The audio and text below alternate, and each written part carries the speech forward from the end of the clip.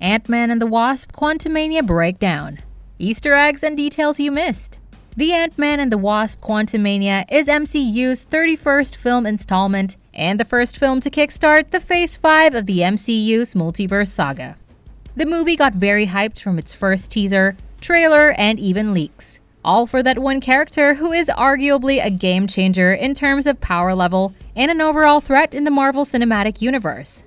That character is Kang the Conqueror, played by Jonathan Majors. Jonathan Majors is not a stranger though, for we have seen him from previous Loki series, and his personification of the character is spot on. That must have been why the Russo brothers invited him to renew his role again in the Ant-Man and the Wasp Quantumania. Jonathan Majors as Kang instantly became the world's favorite and the most anticipated villain arc after Thanos and Loki. The movie setting is set in the present day after the defeat of Thanos and after the 5-year time skip, or what the movie commonly known as the blip. Quantumania sets itself up as being one of the most consequential films to the larger MCU. Not only does it take the characters outside the usual setting of San Francisco to explore the quantum realm, but it also provides a showcase for the new MCU big bad for the next 2 phases of the MCU.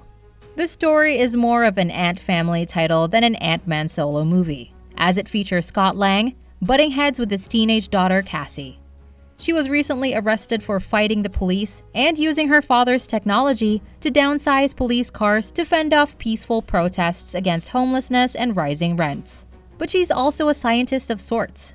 After Janet's recent return from the quantum realm, she and Hope attempt to rekindle their relationship. Hope is now a massive philanthropist, winning awards while doing whatever it takes to create affordable housing for all. The family is eventually drawn into the quantum realm, where they learn there's more to it than a drab dark brown wasteland and a cast of freedom fighters. There are also whispers from Kang the Conqueror trying to take over the multiverse. Easter eggs. Number 1. Thank you, Spider-Man. This one's pretty easy. When Scott gets his morning cup of coffee at his favorite coffee joint, the shop owner Ruben says thank you, Spider-Man. Clearly, there's been a mix-up, as the San Francisco cafe owner mixed up Scott with New York's friendly neighborhood Spider-Man. Number 2. Opening montage cameos. Speaking of Amigo star Ruben Rabasa, he's not the only one to have a brief cameo as Scott enjoys life as a super-powered celebrity. They also include Unsolved host Ryan Bergara, alternative rock musician Eve Barzilli, and the villains of Valley View star Patricia Belcher. Number 3. Blip's social impact continues. When Scott and Hope go to break Cassie out of prison, they soon learn that the reason for her imprisonment was noble. As Cassie explains, she was arrested after a clash between police and peaceful protesters. Falcon and Winter Soldier first introduced the concept in Flag Smashers. The Flag Smashers were a radical organization that believed that undoing the blip would do more harm than good. Despite their actions as terrorists, their intentions were pure and their sentiments were clearly conveyed to like-minded people seeking change. Number 4. Guy dressed as a bee. Cassie loves her father and his superhero persona, but things haven't been easy for his young would-be hero. It all started when she was taken hostage by the Yellow Jacket. Scott was able to bring Cross down, but the incident still left its mark on Cassie, as she mentioned on her drive out of prison, Darren Cross's amazing death in Quantumania, which we will discuss in more detail later. Number 5. Scott's memoir. Perhaps wanting to document his integral role in reversing the blip, Scott wrote a memoir to further explain his tenure as an Avenger, and it's not surprising that fans are actually, as you can see in the book's audio track, Scott quotes several key events and several characters he worked with in Endgame. These include the time Hulk accidentally turned Scott into a toddler and the time he met a walking raccoon.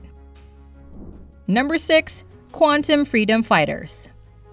When Scott and Cassie are taken to the quantum realm and encounter the entire intellectual community, they encounter freedom fighters who openly oppose Kang the Conqueror. Examples include the group's leader Gentra. He is quick to distrust humans for fear that they will bring Kang to his base. Also in the mix is Quaz, a mind reader called Telepath in the film. There are characters whose faces are not familiar, but whose voices are. Number 7. Incursions. In Doctor Strange in the Multiverse of Madness, we learned about incursions, which occur when two universes collide with each other. Kang brings these up during his monologue, which suggests that we haven't seen the last of these universe-destroying phenomena. Number 8. A different Thor. Kang talks about defeating and killing the Avengers in other alternate universes. He asks if Ant-Man has a hammer, a clear reference to Thor. Bringing back Robert Downey Jr. as Tony Stark or Chris Evans as Steve Rogers would make it possible to defeat Kang in a single film. Or even a movie scene could be a possible way. Number 9. Sacred Timelines and He Who Remains. In his speech to Loki and Sylvie in the final episode of Loki Season 1, Kang mentioned a scientist version of himself who discovered the multiverse and became more powerful by working with others. This could be the same Kang the Conqueror of Quantumania, who also claimed to be a scientist and was banished to the quantum realm for his radical thinking, warned that if you think he's evil, his variants are even worse. I see the sacred timeline branching in infinite directions. The filmmakers visualized the timeline much like they did with Loki, seen on TVA monitors. And number 10. Loki and Mobius. We see Loki and Mobius in the crowd for a scientific demonstration, which is run by a Kang variant known as Victor Timely.